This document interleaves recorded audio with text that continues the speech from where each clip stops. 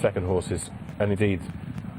Yeah, I mean, you only have to... It doesn't matter what sport you've done, but I think particularly running, when you start to get tired, and you just completely lose your shape, don't you?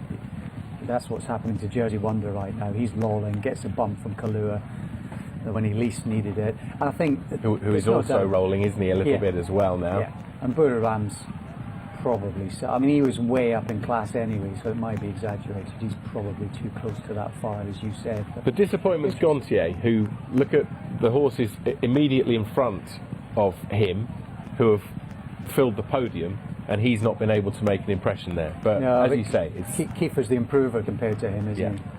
And no surprise, the gap between them's wider today than Newby a month ago. So there's still some quality and interesting going forward. Desert Icon Kiefer rematch. How would you see that? At Parade, an honourable third, 11-4 favourite, 9-2, and 9-2. That was the 2019 Bribery Cup. Off to Carlisle for the next. And this is the British Stallion Studs EBF Eternal Stakes, listed contest over 7 furlongs. Ger Lyons sends over a daughter of bated breath. That's Viadera, who's 2-1 into 15-8. It's 5-1 bar, interestingly. And the Irish are doubly represented in this race. Yeah, Viadera coming here with Carver, exactly, a strong hand, and they like to target Carlisle, the Irish, and good prize money on as well. Been a happy hunting ground according to the Racing Post in recent years. Now let's take a look at this race, because it's the British Stallion Studs EBF Eternal Stakes, a listed event.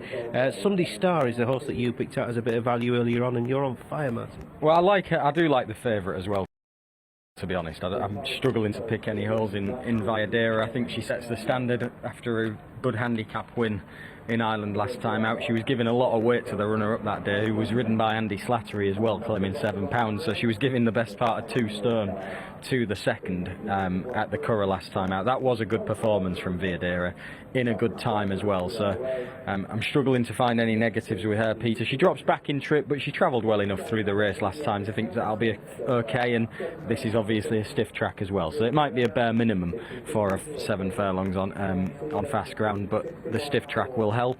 Sunday Star, yeah, I think it was a tough ask for her at Epsom last time out. Happy to forgive that seemingly below par run, because it was Epsom, which is a tough track for any horse really if you don't act on it. And as well as that, it was just a tough ask up against Colts. Space Blues won that race. Obviously went close in the Jersey last week, so this will be a little bit easier for her back against fillies. And I think the 4th at York was a deeper listed race than what this is, so I think she's probably second pick on form, and yet she's not second favourite, is she? Neon Sea is. This is an ideal race for these breeders like Cheveley Park stood 20 seconds remaining with Dan Stever and Clubbable last year. They have Astrology for the O'Mara and Dunlop, or rather sort of 10 seconds axis, remaining. That's Astrologer. We must also mention a couple of others here. Let's get back to this Neon Sea, a front runner at Chelmsford last time out. It opens to loads of improvement in the Qatar racing colours. Yeah, she's a nicely bred filly, daughter of Siuni, looks the part, looks really in good condition as well. I think she does need to improve plenty. It was winning a handicap off 85. She was only in receipt of £1 from Impulsion, who reopposes. Impulsion quite exposed really at this sort of level. She's had plenty of chances, and Neon Sea pretty much all out to beat her last time. She didn't have loads in hand. She got a good ride as well from Machine Murphy from the front, and was seen to pretty good effect again. So yeah, she's progressive, she's in flying form, she's well bred, but I'd say she needs to find at least £10 of improvement if she's going to trouble Viadera here. She might do, but I think it's plenty that she has got to find. Yeah, they sidestepped Royal Ascot to come for this. You can understand that given her rating. She's got a bit of a leap to find, but she's working well apparently. David Egan rides Impulsion that you mentioned, ties in closely with Neon Sea. David was hoping the cheek pieces helped close that gap with the pound difference. Yeah, when you look at her at 10 points bigger in the market, you know, the really, you could argue that Impulsion shaped better than Neon Sea. She was trying to come from a little way off the pace and didn't have the run of things in the same way that Neon Sea did last time out. Summer Daydream I think needs a mention. She looked fit and well for her comeback run, last seen winning the Red Car 2-year-old trophy. Stamina, ground, and just the fact that it's her first start of the season are all little question marks hanging over her, however. And she's got a penalty to carry as Yeah, well. she has. So there's a few things there with her. Carver, I would think that this stiff track would suit her better than Musselburgh did last time out. She didn't get the clearest of runs at Musselburgh last time either. Tapisserie is another of the unexposed ones for William Haggish. She's a big, weak-looking filly. She's quite tall. She's still a little bit leggy. I suspect that's why she didn't make the track as a 2-year-old, but her form is strong, notably the second to Archer's Dream at Doncaster. I love this tapisserie, 11 to 2. I really like her chances here.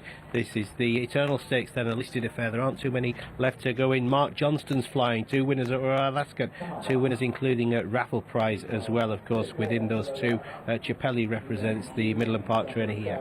Yeah, Chapelli just needs to find her feet again. Last 3 starts she's struggled to beat any horses home, really. She's 12th of 13, 13th of 14, 7th of 7, so she just seems to have gone off the boil. That's Neon Sea just giving a little bit of trouble behind the stalls, but she looks to be just backing off slightly, but I'm sure they'll get her in soon. Yeah, Carver for Joseph O'Brien as well, by the way. Jimmy Quinn coming here for the first time in 23 years.